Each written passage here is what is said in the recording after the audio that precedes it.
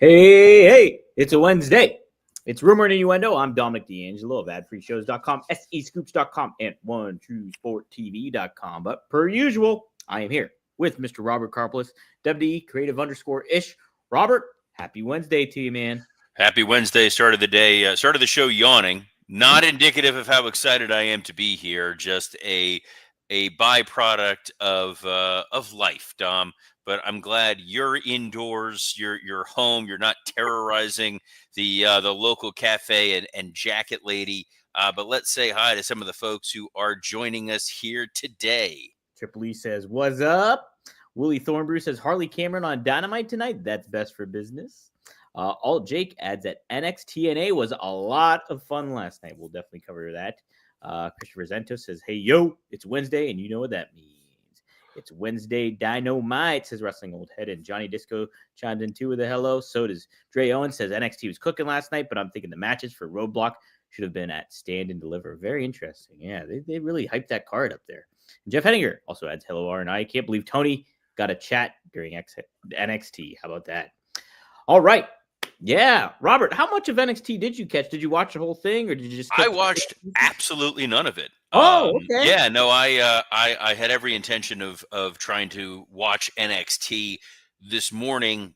Did not get a chance to. Had a little bit of a work situation pop up, but I have tangentially heard some things from it, and ironically enough, was just texting with TNA producer Lance Storm a few moments ago. He just got back from their tapings in Orlando that were wildly successful. But it is my understanding that Matt and Jeff Hardy found a backdoor entrance back into the WWE. Well, they went up against No Quarter Catch Crew, and they had a pretty darn good match. The crowd was all for them there, obviously, and it felt like a good welcome home party almost in a lot of ways. And according to some reports, I believe that Wrestle Votes kind of went off on, said that there's plans down the line with the Hardys and WWE.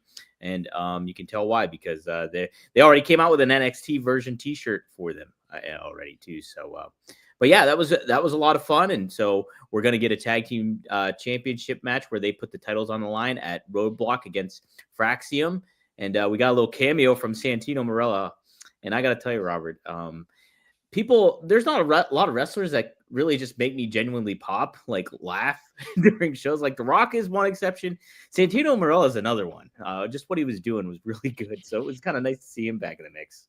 Santino's a dude who fully understands what his character is, despite what Cornette may think when throwing a slap at his face. Santino was one of those guys who could make chicken salad out of chicken excrement. Yes. Good, a Vince McMahon quote here. What's amazing about this TNA relationship, and I think this is something worth pointing out here across the board, is the idea that WWE just released a number of talent. And I know at least Elektra Lopez is talking about being interested in TNA. It's a way for the WWE to help right size its budgets, its numbers, while still getting to utilize these talent. So the folks that are in TNA, whether it's the legends like Moose or the Hardy Boys or some of the younger talents, bringing in, let's say, an Ace Austin or something like that, it's a way to spotlight these guys without actually having them on the payroll. My guess is Matt and Jeff Hardy are probably being looked at for the Hall of Fame. Well, that's a great point. Yeah, absolutely a great point. Would you kind of postpone that though for a year? Because would you think that they could be a headline? Here's the challenge with Matt and Jeff Hardy. Mm-hmm. You never know what's going to be going on with Jeff Hardy on a year-to-year basis. And to some degree, you never know what's going on with Matt Hardy. That seems to have calmed down significantly of late. But Jeff has had a number of troubles. That was part of his issue in AEW and in TNA before, and in WWE before, and in TNA before, and in WWE before. It's a recurring thing. The hope is he's on a positive upward trajectory. For right now, get him into the Hall of Fame. Get that moment, get that spotlight, be able to sell the merchandise, get him into a video game next year, maybe some kind of a Legends deal while he's able to actively wrestle in TNA. And then it's two names off the list. Because if you wait, and if heaven forbid something winds up happening with Jeff where he has another slip, another relapse, another something, they're not going to be able to get another bite at the apple. And I think going with a Hall of Fame of Triple H, Michelle McCool, and the Hardys. Those are names people know. Yeah, very recognizable names. So yeah, it makes a lot of sense. Would like to see them. They actually are well deserved for it. So yeah, I would be down for that. Alt Jake has a good point here, saying that Rodney the Piper and Baptista were his favorite names. I think the all-timer though is the Honky Donkey Man. That was pretty good. How he kind of butchered Ava's name last night was really funny too. It was just pretty funny. Well, he knows what he's doing. His daughter obviously is in NXT. I believe she's engaged to Stax Lorenzo. Oh, how about that? See, things I know that I don't know why I know them. And yet here I am. Robert, you should start like a People magazine, but for pro wrestling. Get on that. I should start a People magazine for wrestling. Yeah, where it's like you just have all the gossip of not, and I don't mean like the backstage news. I mean relationship gossip, all that stuff. Just start something like that going on. Yeah, that's what Rumor and Innuendo is. I guess so. there was supposed to be a structure to this show. The idea was my co-host would comb the dirt sheets and give us all of the news stories. Instead, it has morphed into whatever the heck this is, and people sure as hell seem to love it, and that is why we are glad that we are here to do it. There is a little bit of a rumor and innuendo going on, thanks to ad-free show's brethren and friend of the show now, Eric Bischoff. Have you seen this story, Mr. D'Angelo? I have not seen this story. What is this? This was reported by a number of sites, including SC Scoops, with which you write for, and others were taking quotes from 83 Weeks with Eric Bischoff and Conrad Thompson, talking about where there's smoke, there may be fire, as it relates to Vince McMahon launching a new wrestling promotion. Yes. What do you make of this here, Robert, from what you're gathering? So the specificity of what they're saying, the caginess of Conrad, and Conrad is verbally cagey, whereas physically pretty stationary. But the fact of the matter is, he keeps saying that Vince has been talking to some production folks, including camera people, which makes me think that Kevin Dunn has pointed him to some seasoned pros, some talent who's no longer at WWE but knows how to shoot wrestling. And wrestling, you know this with your promotion that you have an opportunity to do commentary for.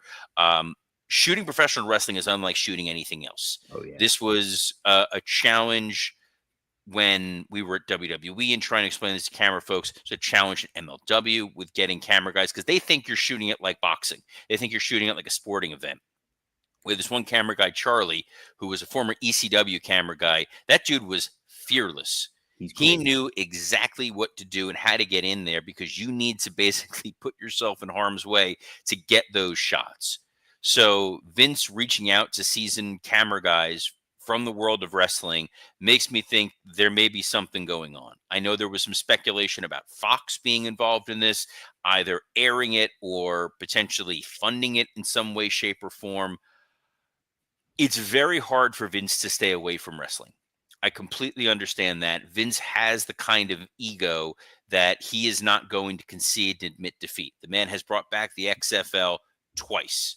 Yeah. And if he can find wrestlers that are willing to work for him, he's going to go and try to put out some form of a product, most likely. And I don't know if audiences are going to be forgiving and decide that they're going to tune in and see what Vince is doing. But given how the culture is right now, there does seem to be a little bit of, yeah, we know what this guy did, but we kind of want good content, so we don't care. It could almost be like car crash tune in, where it's just like, oh my God, Vince bringing back a wrestler after all this has been going on. Well, I got to see what it's like, but man, I don't know if that has a long lasting ability. It almost feels very XFL-ish in certain ways because now just for different reasons of what's all the news about Vince. I don't think it's something that would be sustainable. And you think about what's surrounding it all too. Is a network really going to tie their wagon to somebody like that could get worse? Well, I don't think it would be Fox proper. I think it would be some sort of a Fox property, whether this is a Fox Sports thing, a streaming thing, they sell it to a website. Hell, Slap Fight was a thing. Oh my God, it still Dudes is. slapping each other in the face was literally on television. There are a number of wrestlers that Vince can go after, can go and acquire, who are not being used elsewhere on a major stage, and create something. And the fact that it has Vince's fingerprints on it, it's going to get some publicity. It's going to get some press, whether it's good or bad. Doesn't really matter in the world of wrestling. Wrestling is a very strange world. You look at how many dark sides of the ring there are. It's true. And a lot of those folks who there are, I mean, Jake Roberts' father My God. worked for decades when people seem to openly know this man committed a significant amount of atrocities. Right. So we'll see. I know there was a big wrestling show in Qatar this past week.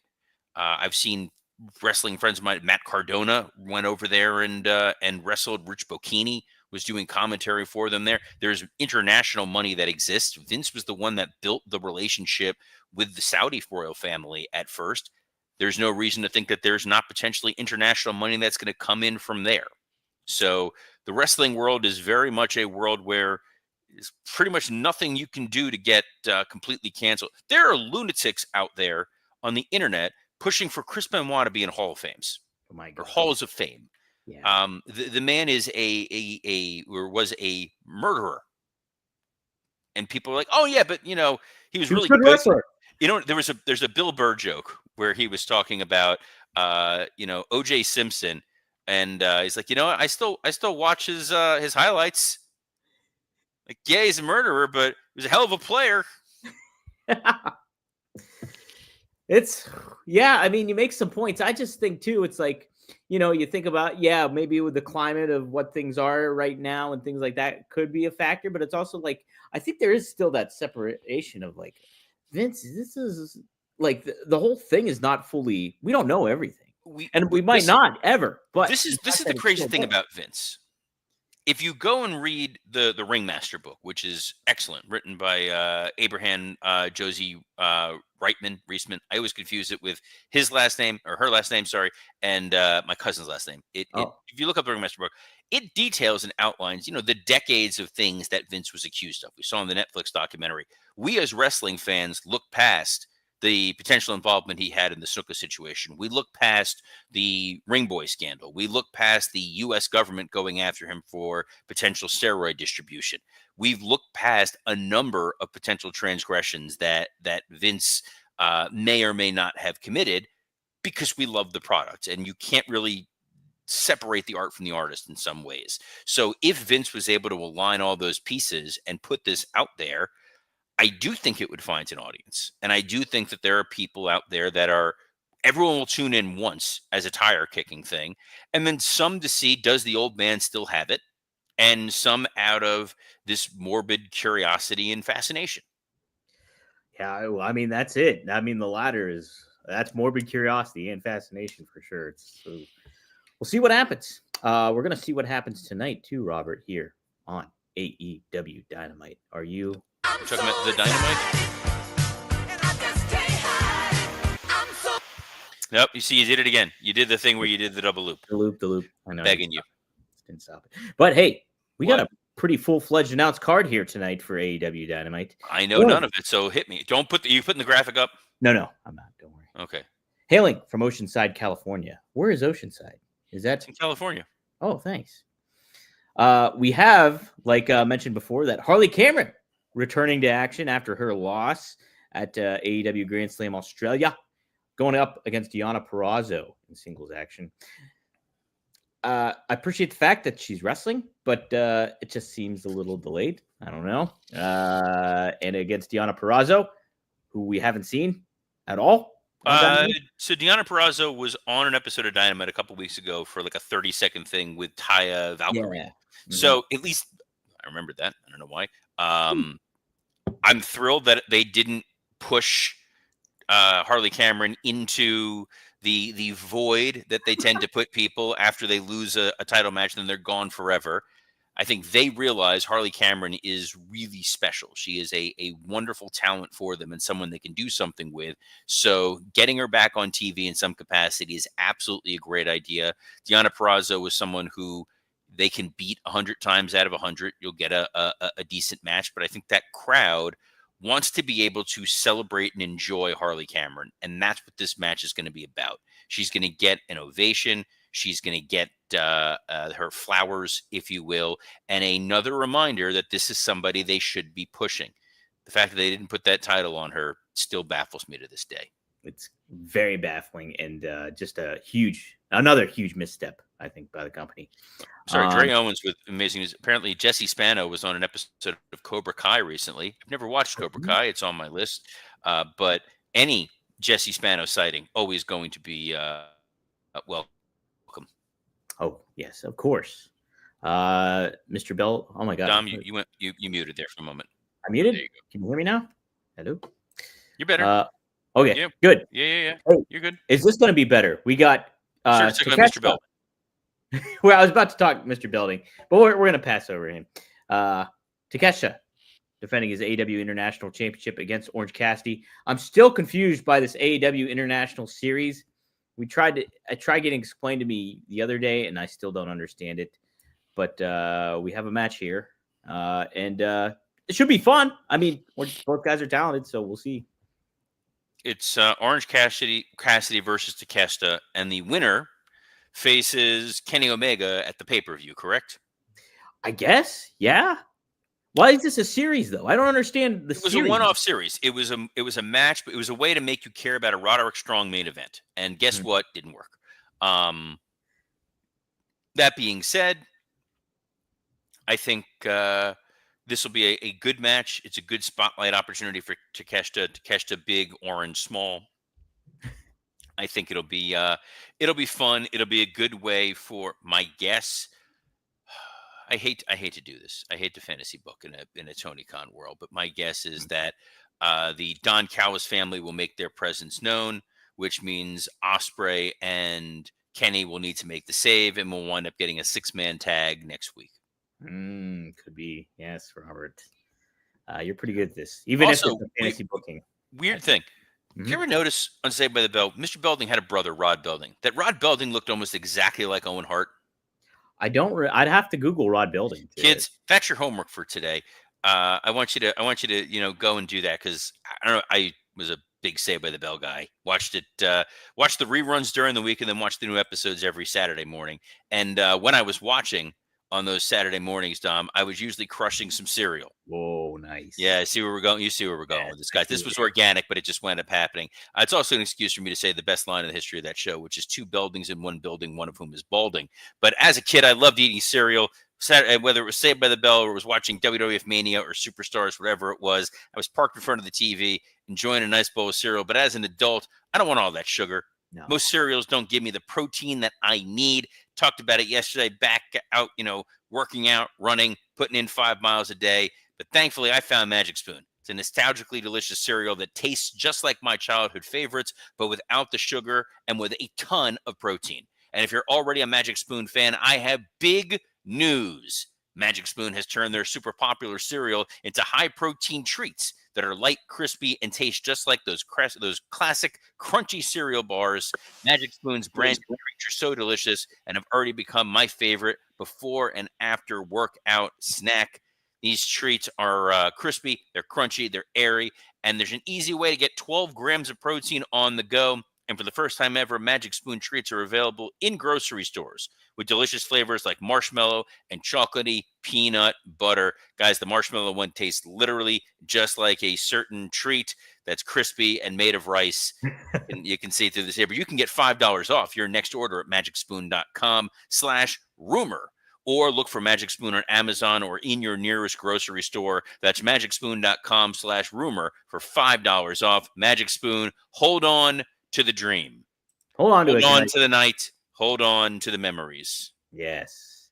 We're going to hold on to a little bit more Will Ospreay talk. We got to stop for just a moment. Alt Jake, breaking the world here. Uh-oh, what's going on? Just wrote, I always thought Rod Belding looked like one of the guys from Rockapella from Where in the World is Carmen Diego. Dude, you just won the prize. That is. Here's another thing you can do, kids. After Rockapella. If you want to. if you go down a YouTube rabbit hole, Rockapella has a number of different covers of a number of different songs, and some of them are remarkable. Carmen Sandiego, very hard to find, and even you can take this thing off the screen. Was that even a joke? more, no, Carmen Sandiego was a great show. I loved that as a show. That was like that, But that very thing, hard to find. I didn't even mean that. That was well done. Saturday Night Live is on Peacock, but not every sketch from every episode is on there. One of my favorite sketches, which is impossible to find, is in the Bob Saget episode where they play "Where in the World is San Diego, California?" And it is a gem. It is not there. And yes, Alt Jake, that was Richard Marx that I was quoting. Wow, how about that? Anyway, what else we got on the Dynamite, Tom? Hey, this is the match I'm looking forward to, and you're going to know why in just a couple seconds. Will Ospreay versus, if you had to guess who? Robert? Will Ospreay. So Will Ospreay and Kenny Omega are feuding with the Don Callis family. We know we're getting him versus Kyle Fletcher at the pay-per-view. We know that Takeshita is fighting tonight. Archer and Brian Cage have nothing going on. So the logical thing would probably be Brian Cage or Lance Archer, or maybe we're teasing a Mark Davis match. All those make perfect sense. Who's he facing, Dom? Oh, he is facing the Bad Apple himself. It is the bounty hunter, Brian Keith, in a bounty match. Wait, what the?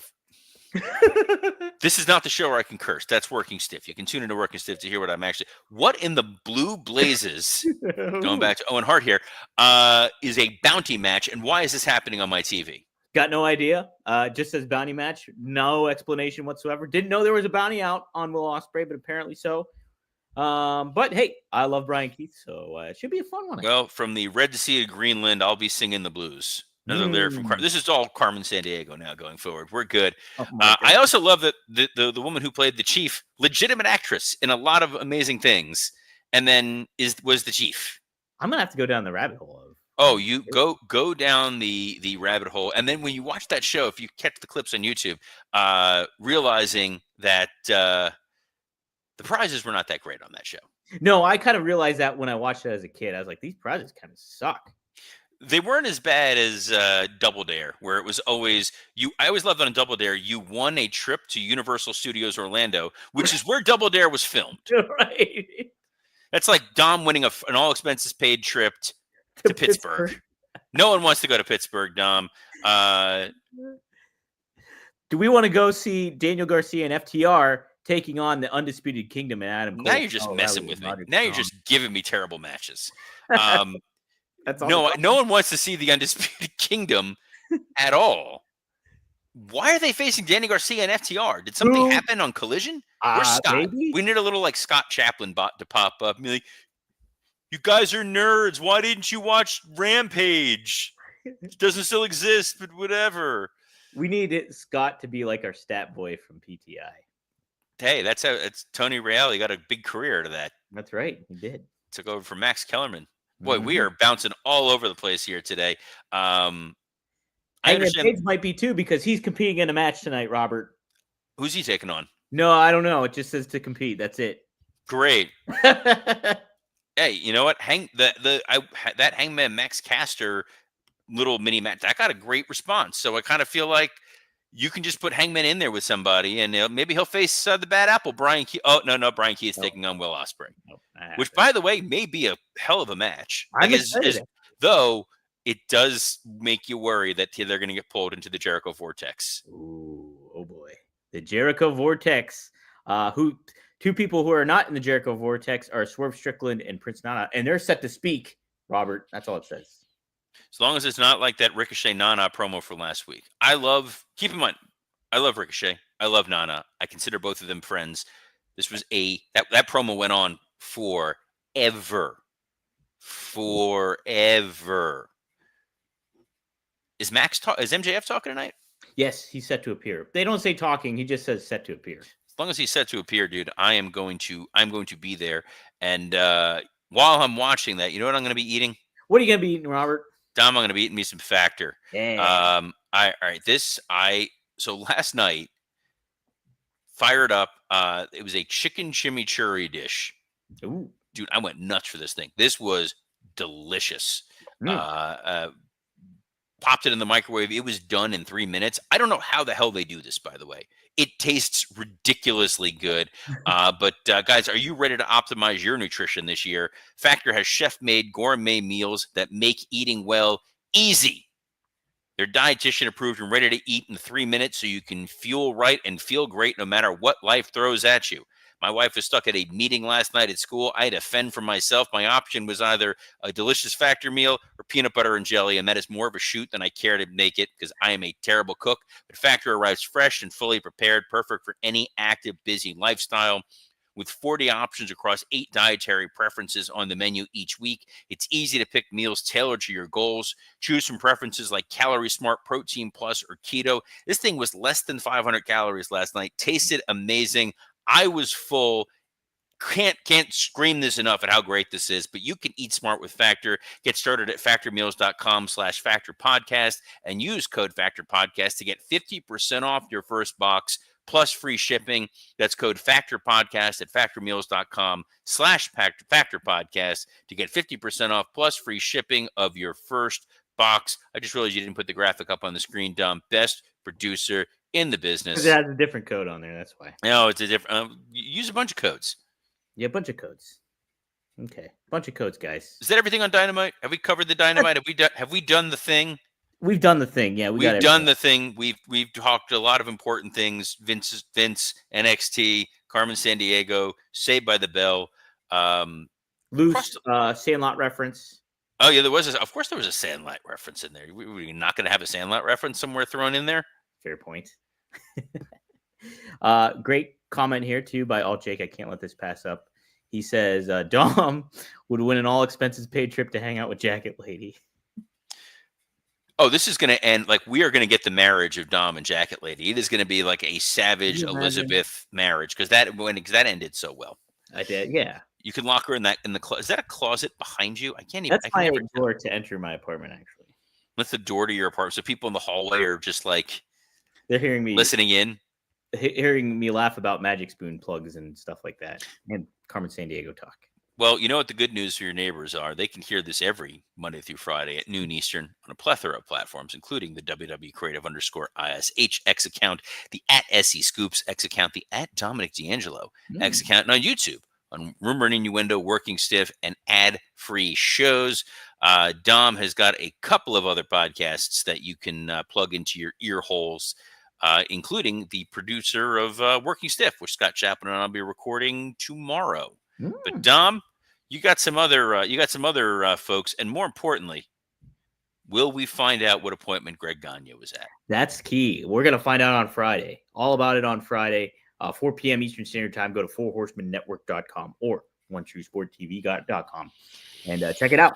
You can also check out right now One of a Kind with RVD. We had special guest Sabu join us, talking some old stuff when it comes to WWE and his time there.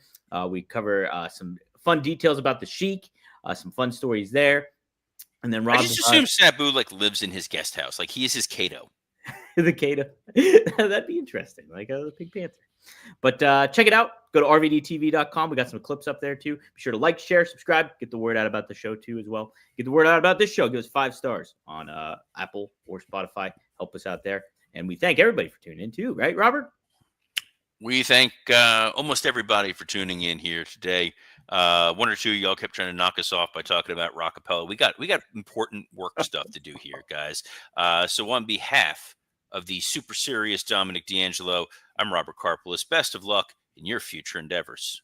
Where in the world is Carmen Sandiego? Where in the world is San Diego?